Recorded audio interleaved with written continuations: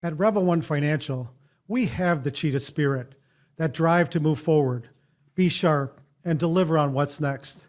I'm Mark Zesbaugh, Chairman and CEO of Revel One Financial. We built this company to move with that same energy, to always be agile, nimble, and execute at the highest level, redefining how people feel, think, and experience retirement solutions. Revel One Financial is a national insurance company providing retirement solutions in 49 states, created to provide financial professionals and their clients with outstanding products, service, and flexibility to embrace retirement boldly. So whether you're building your business or planning your future, don't stand still. Go find your cheetah spirit and unleash it. To learn more, visit revel1financial.com. Hello, everyone, and welcome to the DSM Wealth Podcast, sponsored by Revel One Financial, who is here to revolutionize how people feel, think, and experience retirement solutions. I'm your host, Suzanna de Baca, and I'm so glad that you're here.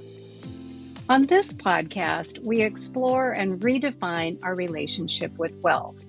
Each month, I sit down with experts and leaders to uncover practical insights on creating prosperity and meaning. So here's a question we're thinking about today. Why do some of the world's most successful investors and wealthiest families continue to invest in something as old-fashioned and tangible as land? That's the focus of today's episode, The Roots of Wealth, Understanding the Power of Land Ownership.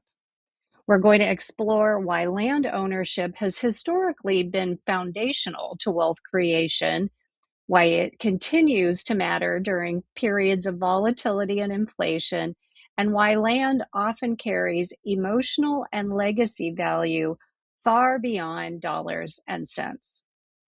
To help us explore this topic, I'm joined by two terrific guests.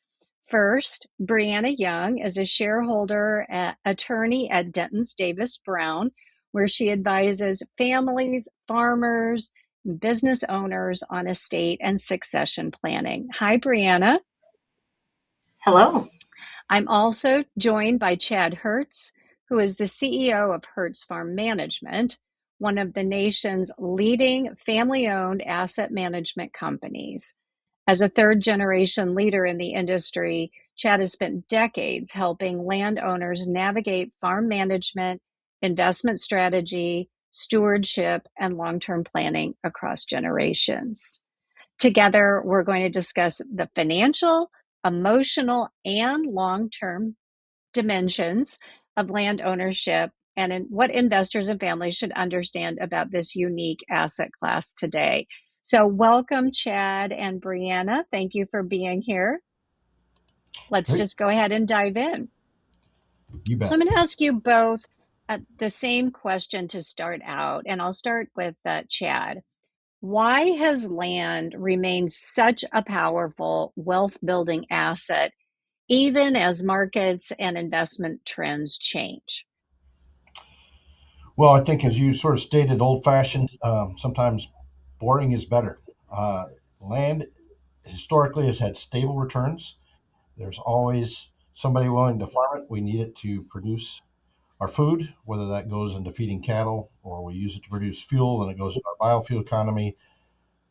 It's a great way to own something that is always producing and that people want. The supply of land is relatively fixed. They're, as they always say, they're not making more of it, but the demand to have the asset has historically outstripped the supply of it. Mm-hmm. Excellent point. Breanna, how would you answer that question? Why has land remained such a powerful wealth-building asset? Yeah, like Chad said, land is finite and you can print more money, you can issue more shares of stock, but nobody is making more land. And from my perspective, I'm an attorney who works with families on wealth and generational planning. And I see land as one of the few assets that families hold on to across multiple generations. And like Chad mentioned, it holds value, it often appreciates, and it also, there's that emotional component where it serves a purpose just beyond being sort of a line item on a balance sheet. So markets go up and down, but the land is always still there. That's terrific. Thank you so much for that sort of first question. Go ahead, Chad. What I was going to say is that just like Brianna had mentioned, and you had kind of said in your introduction, there are a lot of facets to land. People buy it because it generates income and it holds wealth, but they also have it because it's part of their family history. It's part of something that connects them to future generations. And so we always talk about land has so many different angles, be it emotional, be it relational, and it's part of a community. We still see a lot of people that own it into the second and third generations because it connects them to a greater community.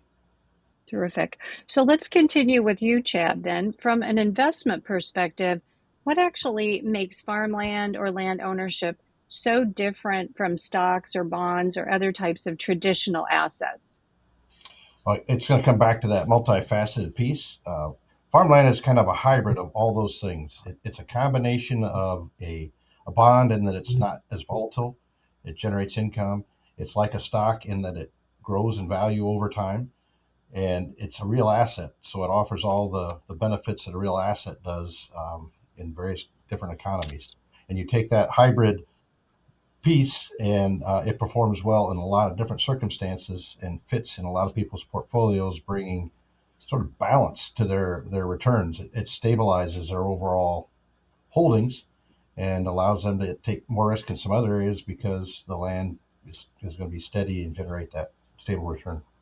And you're talking primarily about farmland. Is that generally true for land in, overall, or just particularly farmland? Well, we all talk about a lot of people's biggest wealth is their house, but you don't collect income from your house. Mm-hmm. That's an outflow. Mm-hmm. So it grows in value, but you're either paying repairs or maintenance every year, and so that is that an asset or a liability? So, like a home, unlike a home, farmland will generate annual income. Commercial property is probably similar to, but it's a different set of management. You don't have the same vacancy issues. There are plenty of people that would like to farm it and take care of it, and so it has a number of properties that make it easier to manage.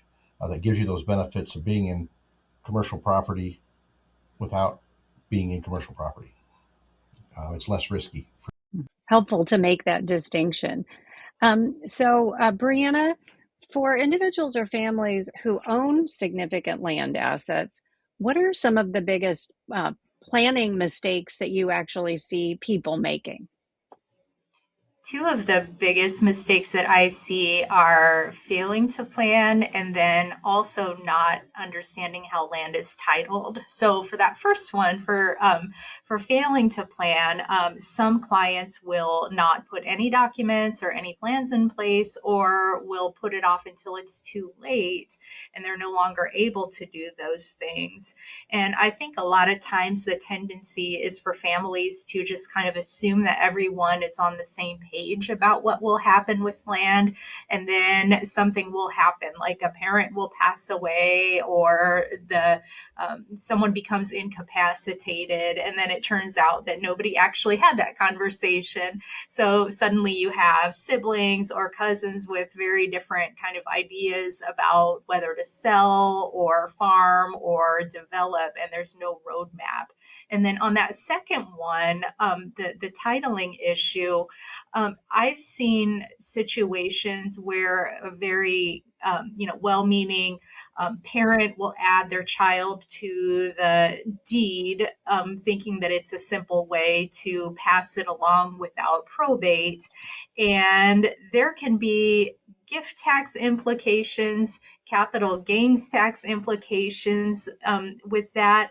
And also, there can be potential liability with that if the child were to, say, get an offender bender and there's a lawsuit and a judgment against the child, and now the child is a co-owner of the land.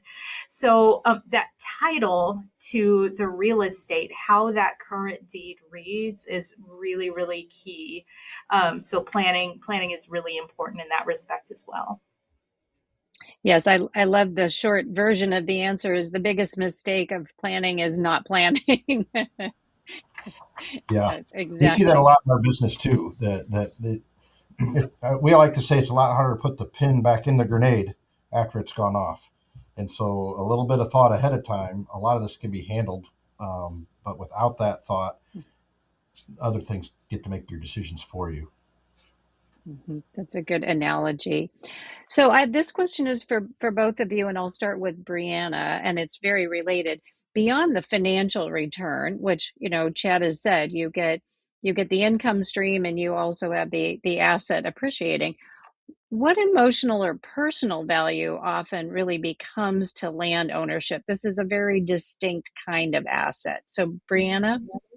Yeah, I come across this a lot in my practice. Land is very, very personal, and I've sat across the table from clients who are talking about a piece of property, and they're not just talking about an asset, right? They're talking about where they grew up, or where they spent time with family, or where they learned to ride a tractor.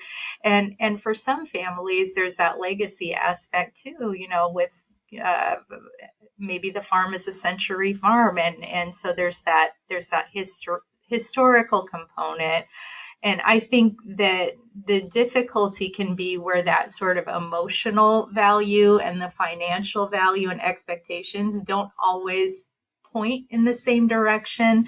So a family might be holding on to property that doesn't necessarily make financial sense to keep, or not everybody can afford to keep, but letting it go feels like letting go of sort of a piece of almost their identity. So there are usually creative ways to plan around that, if the family has a good sort of planning team in place.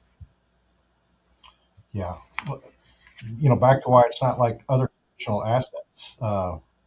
Farmland is the one thing you can walk on it, you can build on it, you can grow on it, you can have a picnic on it, you can have an experience around it, and enjoy it, and that helps build history and that shared experience. You also get to make decisions for it, that you get control, that you don't get to tell Procter and Gamble how to run their business when you own their stock, but when it's your farm, you get to make those decisions. That gives you a lot of ability to do those things. So that's what builds the connection and builds the emotion. And remarkably, that passion and bringing other people to it shares that and moves it across generations. Kids remember going to the farm with their grandparents, even if it's just visiting a bare land farm. They will remember those experiences, and that's what carries them forward. That's unlike any other type of asset that gives you those same financial benefits. Yeah, Chad, with I heard an analogy for family businesses one time. Is this asset an asset, or is this asset a family member? And sometimes when you're talking about Yep. land or family farms, it really almost represents a family member or that legacy. So there's the emotional tie. One of the ways we're able to bring you great content like this is through the support of our sponsors. So we're going to take a brief break, and so stay tuned. Well, welcome to the Sprint series presented by Revel One Financial. Tim, thank you for being here with me today. No problem. Thanks for having me. Say, Tim, we're going to dive right into this. When we talk about some terms related to retirement, tell us about accumulation. Well, the number one thing that baby boomers are really good at is accumulating.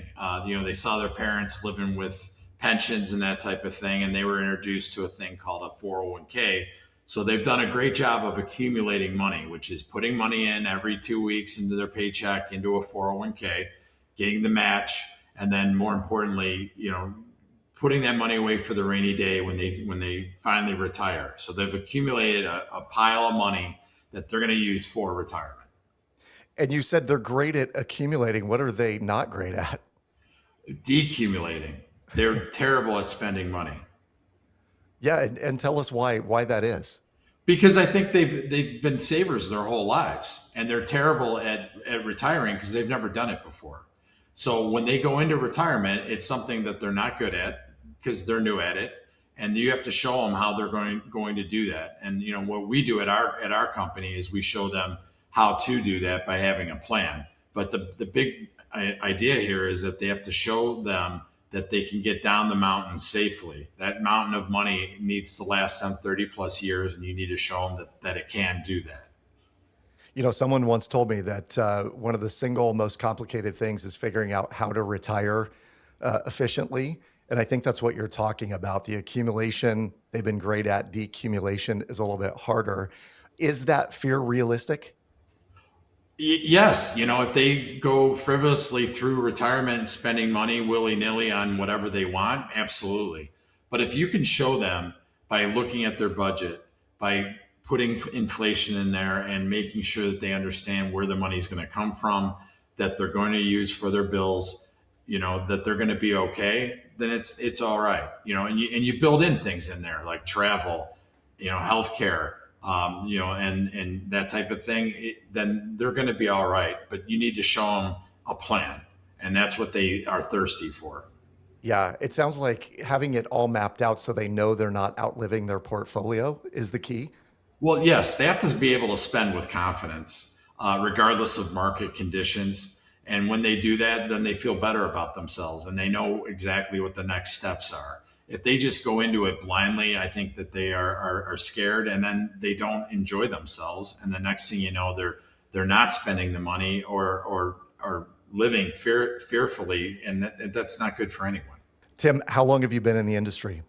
32 years. I started this company out of my basement 25 years ago. We've built it into, we have over 250 million under management. We have a state attorney, we have a CPA, and we have a team built around myself as a certified financial planner. And we show people that it is a lot more than stocks and bonds out there to get down the mountain safely of retirement and make sure that they're taken care of appropriately. Bottom line, last question here. What should someone who is looking towards retirement and they're getting into that decumulation phase, what are the one or two things that they most need to have in place? Number one, having a plan. And number two, make sure that plan is dynamic, that you're revisiting it every year and making sure that you're staying on pace. And if you do that, you'll have a great retirement. Amazing. If someone wants to find you online, Tim, how do they do that? They go to tjstearns.com. That's spelled STEARNS.com. I love it. You heard it here on DSM Wealth, folks. Tim, thanks so much for your time. My pleasure. And we're back. So let's continue this great conversation with Chad Hertz and Breanna Young. So Chad, we talked a little bit about some of the legacy of land, but what do people need to understand about the long-term value of stewardship and about thoughtful land management? Yeah, almost an answer to your question within it. It needs to be thoughtful. You care for the property because that's part of what you need to do to take care of things. You don't want, if you owned a house, you don't want the roof to not be taken care of. Farmland has the same type of thing. Again, back to the multifaceted piece, it also contains lots of living things. We don't call it dirt, we call it soil. It's living, it produces something. You don't get to just take from it. You've got to put things back in. And so you have to live in that balance. And so good stewardship and good management is this balancing act. And what you do today impacts how it produces tomorrow and how it might produce into the future. So there's a lot of discussion around sustainable practices and how we care for the land appropriately. But from a very common sense economic perspective, if you take care of the land, it will help increase and hold its value, and you'll increase its productivity, which is also part of why it can have stable returns. Healthy soil helps you have a resilient asset, and you are less subject to some of the weather volatility and other things that are out there. And so those come down to how do you decide to farm it? How do you decide to prepare the soil? How do you decide to conserve it? It's a whole lot of that. Sounds complicated, but with the right people coming along and asking the questions, you can be very equipped to make pretty good land stewardship decisions. It's kind of almost a land ethic in some ways. Well, and it's, as you said, it's more complicated. If you inherit a bond, you don't have to actively take care of it. You have to manage it, but it's a very, very different type of situation. So, Breanna, when should families begin realistically thinking about these succession or estate conversations involving land, and maybe even involving then what's involved in owning this type of an asset? The best time to start is earlier than most people think. You want to start when the senior generation is healthy, mentally sharp, ideally when they're still actively involved in managing the property. So that way everybody is fully able to participate in the conversation. That way you have sort of the luxury of choice and you have options rather than waiting until a crisis happens and we're limited in what we can do. So typically, if you have children or other family members who are going to be part of that next generation who are adults, it's time to start talking. Mhm. So this is a question for both of you on the same topic, and I'll start with Breanna, but it's complicated. So what are the biggest sources of conflict you see when inherited land is involved? That might be its own podcast. But what helps families avoid these situations? Two things that I see are perceived or actual unfairness and undivided ownership interests. So for that first one, that sort of perceived unfairness, uh, one example that comes up a lot is a family where one of the sibling farms and the others don't. And the on farm heir may feel sort of entitled to a larger share, and the senior generation may agree because maybe this on farm heir has been the one who's been there and helping the farm grow and helping to sustain it. And without their work, the farm wouldn't be what it is. And then there are the other siblings who are not involved and might not have any financial or emotional attachment to the farm. And when land is divided equally on paper, that that equality might not be the same thing as fairness and vice versa. And so a lot of times there are ways to help sort of make up the inheritance to other children if the land's only going to the sort of on farm heir. And then that other point, undivided ownership interest, that can get tricky where the next generation and then the generation below that inherits land, and before you know it you have owners who have an undivided 1/24th interest in this farmland, which can lead to partition actions and other conflicts and issues. So those are the two biggest things that I see. Actively planning with things like trusts and limited liability companies can help alleviate that. Well, we'll get to that one in a minute too. So, Chad, what about you? What do you see as some of the biggest sources of conflict when inherited land is involved? Yeah, I think Brandon did an excellent job kind of covering some of those.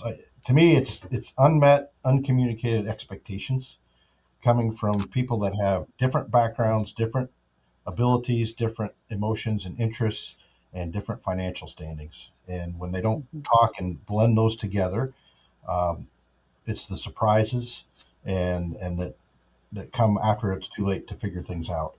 So not everybody can be in a financial position to hold the land. They need the principal when the transition occurs. Um, Part of what Brianna said, I think the first thought that went to my mind is equity and equality are not the same thing.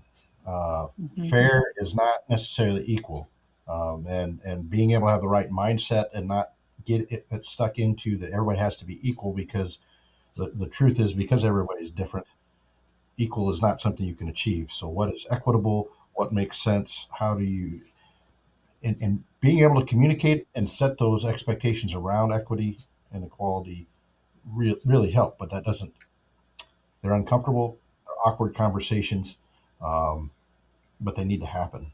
And once those start to happen, whether you're working with Breanna and Dentons, or you work with Hertz, or you work with a team, now people can start to help you. It's the uncommunicated part that gets you. So we've got communication, but we also probably need some legal assistance to make things formal. So, Brianna, what are legal or planning tools that you think are really particularly important for preserving those land assets across generations? There are several tools that can be really valuable. Trusts are really important. We mentioned earlier, well settled trust, whether that's a revocable trust or an irrevocable trust, can help control how that land will be distributed in the future, and can provide asset protection and potentially reduce or eliminate federal estate tax as well. And for a lot of clients, I also recommend a family limited liability company or family limited partnership, or LLC or LLP. Those allow you to transfer ownership interests gradually over time in land, while avoiding the issues with undivided ownership interests that Chad and I alluded to earlier. And those entities can also include buy-sell provisions and separate out the management and decision-making aspect from the financial and ownership and income aspect. So trusts and FLPs or LLCs together can be very helpful for a lot of landowning families. Terrific. Wonderful. And so I'm going to sort of summarize what I've heard you say, and I'm going to give our guests a minute to sort of think about what their takeaway might be while I do that. So I'll come back to you in a minute. But this has been a fascinating conversation, and we could talk for hours. But the takeaways that I'm really hearing are, one, land does remain one of the most stable long-term investments. It still has a very important place in a diversified portfolio. Not very many assets like this can actually generate income, grow in value, and be passed from one generation to the next, quite like land, especially farmland. And then the third thing that I heard you guys say was, because land carries this combination of both financial and emotional value, the conversations around it matter just about as much as the investment, and those conversations actually have to be translated into official legal documents and structures in order to make things helpful. So those were kind of the things that I was hearing. But Chad, what would be the piece of advice or takeaway that you would offer to somebody who's considering land ownership, either as an investment or legacy asset or both? I think people have to go into it knowing that land is a long-term investment. You don't get there in the short term. You can work with trusted partners that can walk with you through your lifetime and the next generation, and planning ahead sets you up for that success. And our company has walked with generations of families into the future, and success is about helping that next generation be successful with the land. And maybe in future conversations, we can talk about other ways to own land besides directly. Terrific. Thank you. Breanna, what's a piece of advice or a takeaway that you would offer to our listeners? Start with a plan before you buy land or inherit land or transfer land or leave it in your will or trust. Have a plan in place. Know why you're doing it. Know how it fits into your bigger picture of your goals and other assets.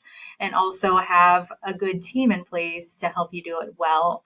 I think land can build wealth and bring families together for future generations, but only if you're intentional about that planning. That's excellent. Well, I want to thank both of our exceptional panelists for your, sharing your insights. As you both have alluded to, I think we could talk about this a lot more. It's such a rich topic. But I want to thank all of you online for tuning in to the DSM Wealth Podcast presented by Rebel One Financial, who is here to revolutionize how people feel, think, and experience retirement solutions. For more information, you can visit rebelonefinancial.com. We hope that you'll join us next month as we explore the gift that grows, turning generosity into strategy. And in that episode, we're going to take a practical look at vehicles, structures, and strategies that help your generosity make the greatest impact. So if you're interested in philanthropy, we hope that you'll tune in. Thank you for being here, and I hope you have a great day.